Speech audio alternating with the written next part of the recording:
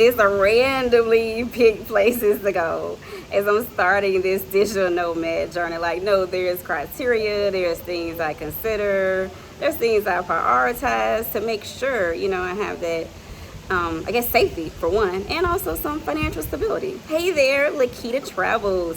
I document how small decisions build a work from anywhere life. So as I began thinking about, taking this digital nomad, expat, slow travel, whatever you all want to call it, lifestyle, right? Where you go, you live different places and stay for an extended period of time.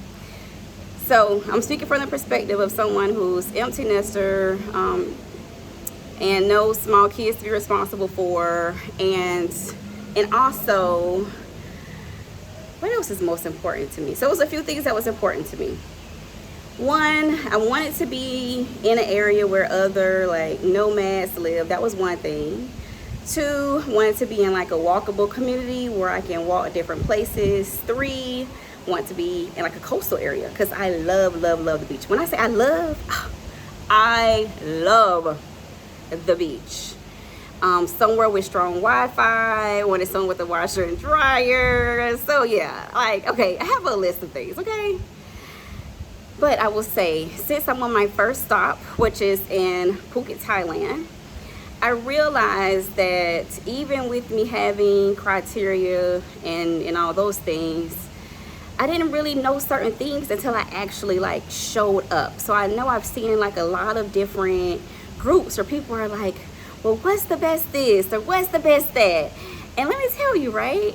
Nobody could not have told me that Kata Beach, K-A-T-A, in case I'm pronouncing that wrong, beach, would not be the place for me in Phuket, Thailand. Just doing my research and all those things, I was like, oh my gosh, it's everything, right, that I need it to be. Whew. Arrived, and I booked an Airbnb for 1 year, not 1 year, for 1 month, because I was like, oh my God, I want to be stable.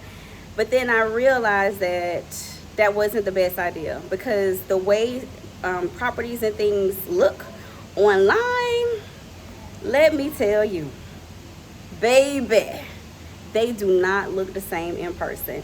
I mean, I know there's some, sometimes you exaggerate a little bit, but when I say they take exaggeration to next level in Thailand, baby, they exaggerate. So, number one priority when I'm deciding where to start, budget. Since I don't make money, well, not enough money right now, working remotely, and I know that I need to sustain myself, I decided, okay, this is how much money I have to spend, right? So I decided on, for me, a $10,000 budget for pretty much for 4 months, right? So it's okay, I have a budget of $10,000 for 4 months. I need to stretch this $10,000 as far as possible for these 4 months. And this includes accommodations, doing some touring, eating different places, having experiences. So $10,000 for 4 months. So when I started looking at it that way, and I'm like, okay, if for some reason I don't make a dollar, right? Not a dollar, not even a penny, okay? If I don't make any money in these particular 4 months, will I be okay? And I was like, oh yeah, I'm good. So even if it was I just used $10,000 for 4 months, didn't make any money, and it was just I had an experience, I would be totally okay with that. So for you need to know what your budget is. Budget is everything. Now, if you're just wealthy, you got a millionaire, disregard all this, go live your best life, do what you do. Just pick the place based on what you just want to go do or where you want to go visit, okay? But if you're like me and you need to have a budget, you need to stay within budget, I started doing some research and I realized that Asia was going to allow me to stretch my American dollar as far as possible. And it doesn't mean Mexico is, cheap.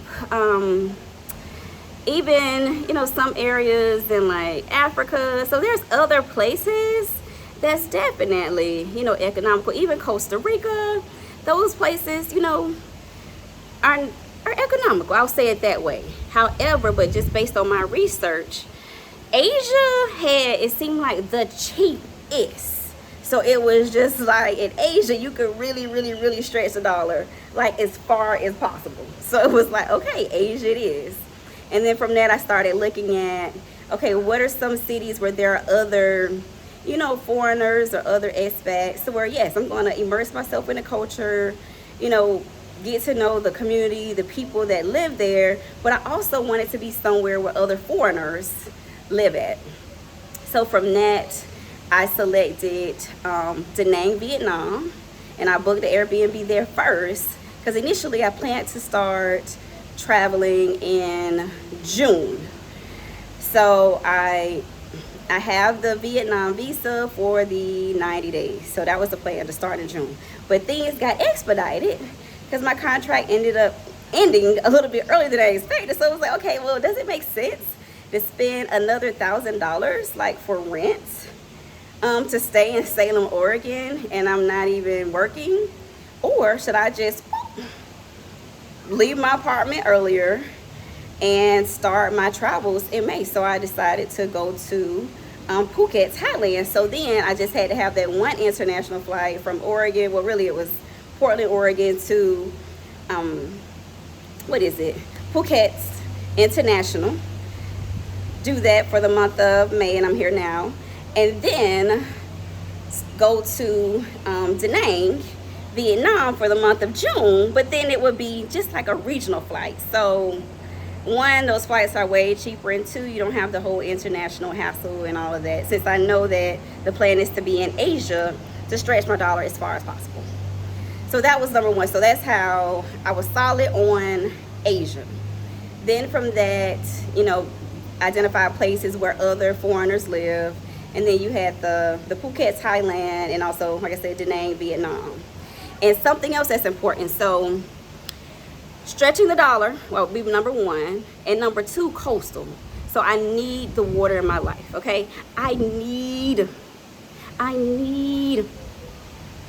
the beach in my life. So other foreigners, well, stretch the dollar, other foreigners possibly, and then coastal. So a lot of people go to Bangkok and it seems like it's really cool and it's nice, but it's not coastal. Therefore, that's why I picked Phuket. And then actually arriving, right? Woo, arriving in Thailand. Well, but matter of fact, before I arrived, I went ahead, did the same thing, booked the Airbnb for 1 month because I was like, oh my God, there's more stability.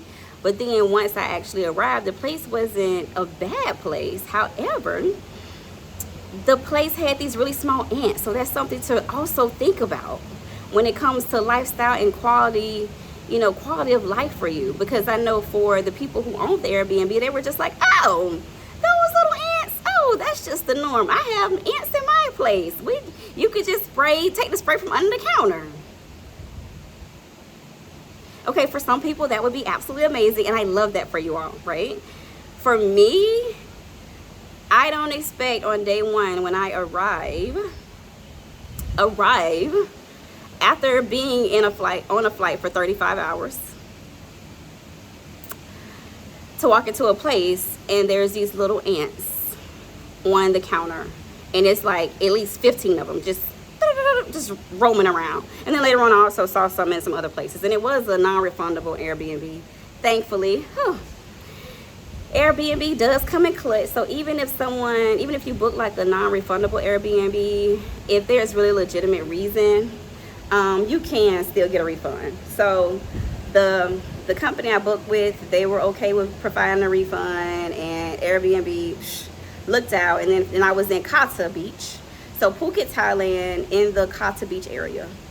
So I don't know if I didn't even stay at the Airbnb. I actually left, and I went and found a hotel like not far from there, and I stayed, you might say the morning, because my flight didn't get in until about, I don't know, really, well, it got in pretty late. And needless to say, I didn't even stay the night. I just found a hotel nearby. I stayed in that hotel for one night.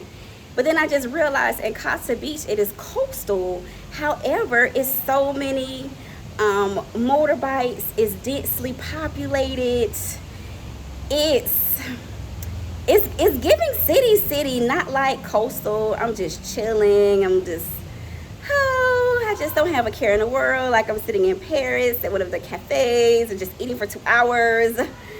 No, Costa Beach did not give that vibe. So I said, you know what? Okay, Airbnb didn't work. Stayed at this other hotel place didn't work, and the energy of Costa Beach was just like, this isn't for me.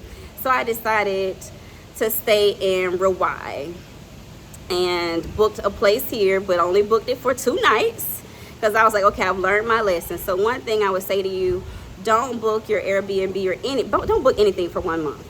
Book it for just maybe 2 days if you have unlimited, maybe 3 days if you have unlimited time, because you might want to rest up after traveling, because I think the shortest flight from the States to Asia might be 24 hours. So anyways, you're just going to be on a flight. Now, if you're coming from somewhere else, then that's totally different. But yeah. So just book a place for maybe 2 to 3 days, just to 1, get yourself rested when you arrive, and then 2, have some time to kind of scout some places out and go in person. So that's what I did this time. Even though I had already researched this place, this was my second go-to, because initially it was like Costa Beach, and then number 2 was Rawai. But I was like, oh, Costa was going to be it. But once I got to Rawai and I stayed my first night at my resort in Rawai, I was like, oh my gosh, I am in love. I love the energy of this place. I love how it feels. They have motorbikes, but it's just very relaxed, very calm. This is the resort I'm staying at. It is absolutely gorgeous. They offer free breakfast, and it was like, you know what, this is my kind of living. Like this right here, this is what living is. And it's kind of far in the distance, but I can even see Rawai Beach right from my balcony where I'm staying at, and I'll be here for the month now because I went ahead and I decided to extend my stay, because I was like, oh my gosh, I love this place. I love the resort. I love the area. I love that I could just walk out and walk to the Lotus grocery store if I want to. There's a 7-Eleven. There's like massages. Pretty much everything I need is right in this little quaint area. And even if it's not, I can always catch a Grab. So the thing I realized was that what I thought I wanted and needed was not it. Actually being here in person was when I really realized, oh, Rawai is the place for me.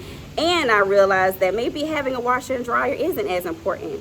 Would it be nice? Yes, but can I just pay for laundry services? Yeah, I can. So I had to kind of reprioritize a few things.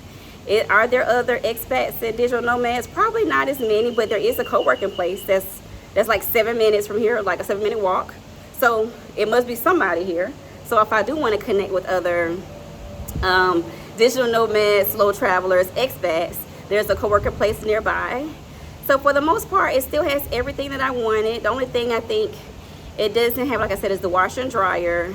And then also I would have liked to just be able to walk at a short distance and get street food, even though I did see some vendors out there today when I went walking. So it has some, but it's not as many street food places as I would have liked, where you could just get grilled fish or chicken right on the road. So it wasn't like random. It was extremely thought out, starting out with budget. I knew how much I could live off of, how much I budgeted to live off of, and then I decided which continent was going to allow me to stretch my dollars the furthest, and then also coastal. So I guess those are the 3 things that were like non-negotiable. And then the other things were important, but as you could tell, some things end up being negotiable just because of life. I wasn't able to just get it all, but I got all the most important things, and I feel safe. And even at the resort, you could catch a shuttle to 2 other beaches, so it's even better. And the Grabs aren't that bad here. It's gonna be at least $200 Thai dollars. So yeah, it's not random. You have to really give some thought to this thing. This is Lequita Travels.